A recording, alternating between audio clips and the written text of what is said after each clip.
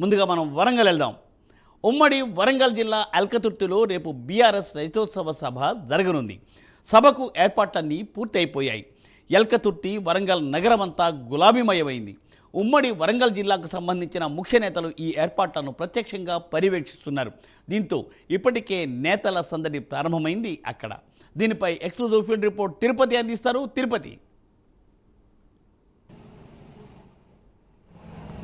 మూర్తి, రేపు ఎలకతుర్తిలో BRS party silver Jubilee సభ జరగబోతుంది. ఈ సభకు ఉమ్మడి వరంగల్ జిల్లా నేతలు గత కొద్ది రోజులుగా నిర్విరామంగా శ్రమిస్తూ ఏర్పాట్లను చేసినటువంటి పరిస్థితి కనబడుతుంది. ఎప్పటికప్పుడు BRS party working president KTR కావచ్చు, ముఖ్య నేతలు కవిత, హరీష్ రావు, ఉమ్మడి వరంగల్ జిల్లాకు సంబంధించినటువంటి మాజీ ఎమ్మెల్యేలకు, ఎమ్మెల్సీలకు, మాజీ మంత్రులకు దిశానిర్దేశం చేస్తూ ఎలకతుర్తి, చింతలపల్లి దగ్గర 1200 ఎకరాల్లో బీఆర్ఎస్ పార్టీ సిల్వర్ జూబ్లీ సభకు ముమ్మరంగా ఏర్పాట్లు కొనసాగిన పరిస్థితి కనబడుతుంది. 159 ఎకరాల్లో సభా ప్రాంగణాన్ని ఏర్పాటు చేశారు. 1000 ఎకరాలకు పైగా పార్కింగ్ స్థలాన్ని ఏర్పాటు చేసినటువంటి పరిస్థితి కనబడుతుంది. బీఆర్ఎస్ పార్టీ 25 ఏళ్ల వసంతాలు పూర్తి చేసుకున్నటువంటి సందర్భంగా ఈ సభను నిర్వహించబోతున్నట్టు బీఆర్ఎస్ పార్టీ నేతలు చెప్తున్నారు. 16 నెలల పాటు కాంగ్రెస్ ప్రభుత్వం ఏం చేసింది, కాంగ్రెస్ ప్రభుత్వ తీరు కావచ్చు, కాంగ్రెస్ పార్టీ నేతల తీరుపై కేసీఆర్ ప్రసంగం ఉండబోతున్నట్టు బీఆర్ఎస్ పార్టీ నేతలైతే చెప్తున్నారు. ఈ భారీ స్థాయిలో పెద్ద ఎత్తున కనీవిని ఎరగని రీతిలో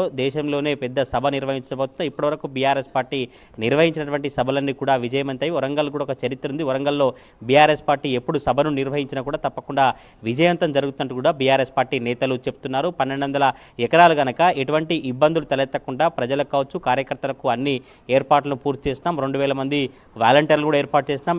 వేడిమి ఎండ ఎక్కువ ఉన్నటువంటి నేపథ్యంలో వాలంటీర్లను ఏర్పాటు చేసి 10 లక్షల మజ్జిగ ప్యాకెట్లు, 10 లక్షల వాటర్ బాటిల్స్ కూడా ఏర్పాటు చేసినటువంటి పరిస్థితి కనబడుతుంది. ఎందుకంటే రేపు సాయంత్రం 4:30 నుంచి 5 గంటల సుమారులో సభా ప్రాంగణానికి మాజీ సీఎం గులాబీ అధినేత కేసీఆర్ చేరుకుంటారు. 5 తర్వాతనే ఆయన ప్రసంగం ఉండబోతున్నట్టు బీఆర్ఎస్ నేతలు చెప్తున్నటువంటి పరిస్థితి కనబడుతుంది. ఏర్పాట్లను ఇప్పటికే BRS party working president KTR, MLC Kavitha, ఈరోజు మాజీ మంత్రి హరీష్ రావు కూడా ఏర్పాట్లను పరిశీలించి అక్కడ ఏర్పాట్లు ఎట్లా ఉన్నాయి, క్యాడర్ కూడా దిశానిర్దేశం చేసినటువంటి ఆ పరిస్థితి కనబడుతుంది. మీడియాతో మాట్లాడుతూ కూడా కాంగ్రెస్ ప్రభుత్వంపై ఆయనే ఆగ్రహం వ్యక్తం చేసినటువంటి సిచ్యువేషన్ అయితే కనబడుతుంది. కాంగ్రెస్ పార్టీ నేతలే చాలా ఆతృత కొద్దీ చూస్తున్నారు, చాలా ఇంట్రెస్టింగ్గా ఈ బీఆర్ఎస్ సభ వైపు చూస్తున్నారు. కేసీఆర్ ఏం మాట్లాడతారని కాంగ్రెస్ నేతలకే ఎక్కువ ఇంట్రెస్ట్ ఉంది, ప్రజల కంటే కాంగ్రెస్ నేతలే ఎక్కువగా ఆసక్తిగా ఎదురు చూస్తున్నారని మాజీ మంత్రి హరీష్ రావు చెప్పినటువంటి సిచ్యువేషన్ అయితే కనబడుతుంది. బీఆర్ఎస్ పార్టీ అంటేనే తెలంగాణ అభివృద్ధి జరిగింది, బీఆర్ఎస్ పార్టీ ఉంటేనే తెలంగాణలో ప్రజలు కావచ్చు, ప్రజల కోసం ఎప్పుడు ప్రజల పక్షమే బీఆర్ఎస్ పార్టీ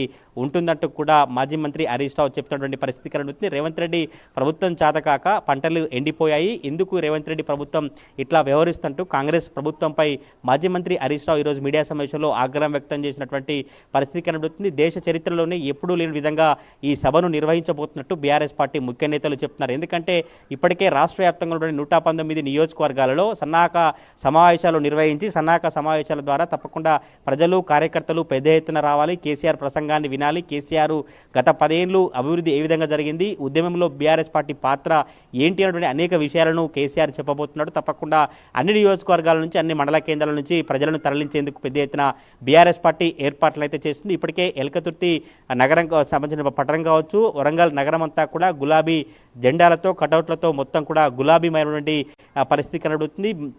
బీఆర్ఎస్ పార్టీ నిర్వహిస్తున్నటువంటి సభ చుట్టుపక్కల గ్రామాలు కావచ్చు, చుట్టుపక్కల నియోజకవర్గాల నుంచి పెద్ద ఎత్తున అన్ని గ్రామాల నుంచి పాదయాత్రగా తరలి వచ్చేందుకు బీఆర్ఎస్ పార్టీ కార్యకర్తలు సిద్ధంగా ఉన్నట్టు మాజీ ఎమ్మెల్యేలు చెప్తున్నటువంటి పరిస్థితి కనబడుతుంది. ఇప్పటికే ఉమ్మడి వరంగల్ జిల్లా వ్యాప్తంగా ఎడ్ల బండ్ల ర్యాలీలు కావచ్చు, ఆటోల ర్యాలీలు, కళాకారుల ఆటపాటలతో, దరువు దప్పులతో బీఆర్ఎస్ కొత్త జోష్ కనిపిస్తుంది. ఇప్పటికే మాజీ మంత్రి ఎర్రబెల్లి దయాకర్ రావు, మాజీ ఎమ్మెల్యే వినయ్ భాస్కర్ ఎడ్ల బండ్ల ర్యాలీని ప్రారంభించినటువంటి పరిస్థితి కనబడుతుంది. గత కొద్ది రోజుల క్రితం సూర్యాపేట జిల్లా నుంచి, సూర్యాపేట నియోజకవర్గం నుంచి 16 ఎడ్ల బండ్లు ర్యాలీగా బయలుదేరి ఈరోజు సాయంత్రమే అసన్పర్తి ప్రాంగణానికి చేరుకున్నాయి. వాటికి అందరికీ ఎడ్ల బండ్లన్నిటికీ ఎర్రబెల్లి దయాకర్ రావు కావచ్చు, వినయ్ భాస్కర్ పెద్ద ఎత్తున స్వాగతం పలికి వాటితో పాటు లోకల్ ఉన్నటువంటి లీడర్లను కూడా పంపించినటువంటి పరిస్థితి కనబడుతుంది.